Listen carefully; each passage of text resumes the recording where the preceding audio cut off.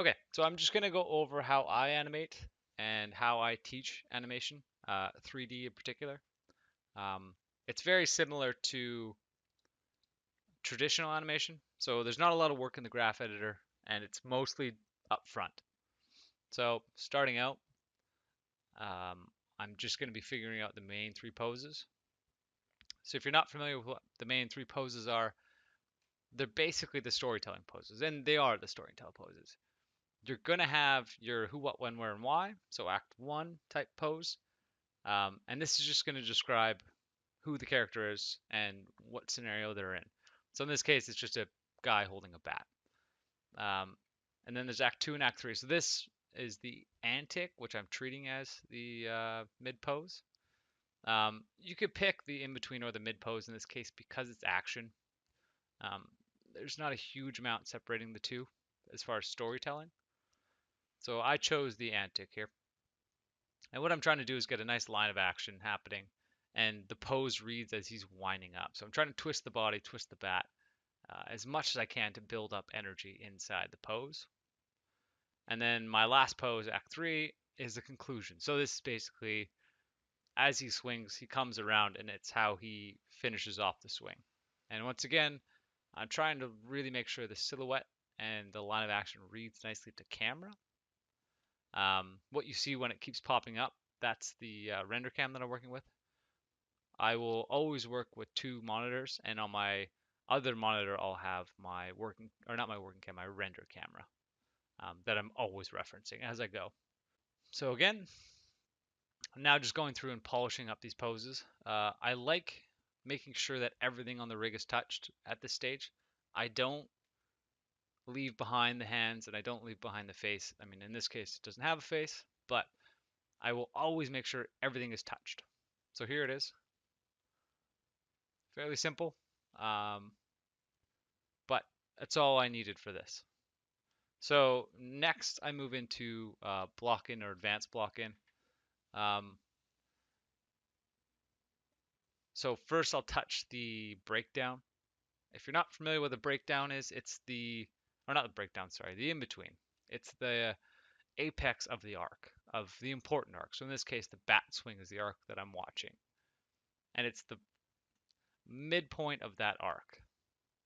So I'm not worrying about my timing yet. If you look down in the graph or the timeline, the keys are all over the place. I'm not worried about that. I'm just pick walking through them. Um, so I'm just focusing on the spacing and making sure these poses read right. I'm really not even worried about spacing just yet. And here I'm working on the hold. So the difference between the hold and my main pose is just overlap. It's nothing special. All right, so here it is. So now at this point, I'm checking to make sure I'm happy with how the arc is reading and how the poses are reading. I don't care about anything else. As long as those are good, then I'll move on. And what I move on to is more of the advanced block in, which will be adding breakdowns in and figuring out and making sure the timing and spacing all work together. So you can see I've crunched the timeline down where I think this ends up being 6 frames. I actually think I get down to 5 frames for the whole action. Um, and yeah, I'm trying to break it down so it's onto twos so that I'm not letting the computer figure out anything. Everything has been figured out by me and my poses. So here I'm just working on the wind up or the antic and trying to get that bat to read as heavy and poppy as he swings through. Um, and again, I make sure that I pose out the whole body as I go. There's nothing that I don't key out because in this method of working, I don't shift keys around. I don't separate out the hips from the hands into that kind of stuff that you see a lot of in present day animators. Um, so right now I'm working with that backhand and I'm breaking the elbow just because it's not important. It doesn't read to camera how that backhand works. I'm just trying to get that hand to read nicely back there. And I'm just making sure that pose reads nice and strong. So I'm probably getting pretty close here to wrapping up the advanced block in. Um, and what I'm looking for is making sure my timing and spacing now works.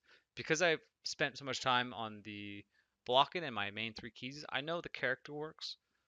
So now I'm working with the timing and spacing and making sure it's 80% of the way there. And I won't move forward until I'm happy with everything. Like everything reads, everything has nice weight. It's the style of animation that I want. It's the arcs that I want. So here it is. This is where I end up at. And I'm pretty sure I go back here and mess with this arm because I think it feels a little bit light. So I'll go in and do that before moving into polishing. So you'll see me eventually open up the graph editor. And if you've noticed, I haven't opened the graph editor yet. And that's on purpose. I don't like working in the graph editor. I don't like figuring out anything in the graph editor. When I open up the graph editor, all I'm doing is taking my keys and shifting it into auto tangent and then just cleaning up the graph or the arcs. Like you see here, I'm not looking at the screen. I'm just going through the hips and cleaning up the graph. And then I'll move up the chain of the body. So spine, head, arms, and then feet somewhere in there. Um, because I've got everything figured out at this point, because I've got my arcs down, my timing, my spacing, all I'm doing is clean up. So what I'll do is I'll pass on the whole body in that graph editor, and I'm not worried about everything because I was happy when it was in stepped. I'm fairly confident I'm going to be happy with it once it goes to splined. And then once I go through this process, I'll check it out. I'll make sure there's no gimbaling, no weirdness like that. And then I'll move into my polish pass, which is cleaning up all the arcs on screen. I'll work a lot more in camera um, and adding in any flourishes, any secondary animation that I want. And I'll do a lot of that on a separate animation layer. And here's the after splining phase. And you can tell it's pretty close. There's some issues I have with it still, but in general, this is pretty close to what it ends up as. So I'm just watching this over and over and over and over and over and make sure I'm happy with it. And then I'm going to move into just going through and like I'll split the windows like this and I'll watch how I clean this up. You have to be pretty careful with the graph editor because you don't get any sense of scale inside the graph editor. So you might think you're making a huge change and it could be minuscule, or you might be thinking you're making a very small change and it might be massive. So when you're polishing, you want to make sure you're watching the screen and tracking that that's working. So here I'm just making sure that back arm, I think I fought that back arm quite a bit, but it has a nice amount of overlap and it's not twinning that front arm or the bat arm. So nothing, you can kind of tell nothing big is happening anymore. It's just small little changes. Like all the poses are in and you'll kind of see after, if you look back at the difference between the final result and where it was at in splining and where it was at in polish, it doesn't change much. All I'm doing is tweaking and small little changes. So once again, I think I'm struggling with that back arm, which is funny because it's not even a main part of this. But because I didn't figure it out as much as I should have in the block-in and advanced block-in stage, I'm now fighting the curve editor to make it work, which is what you want to avoid. But in the end, because it's at the back, it's not a huge deal. So again, it's just watching it over and over. And here you see I'm adding in some flare, some flourish, secondary action. I'm just having him readjust his grip just a little bit in the beginning of the shot while that first hold happens.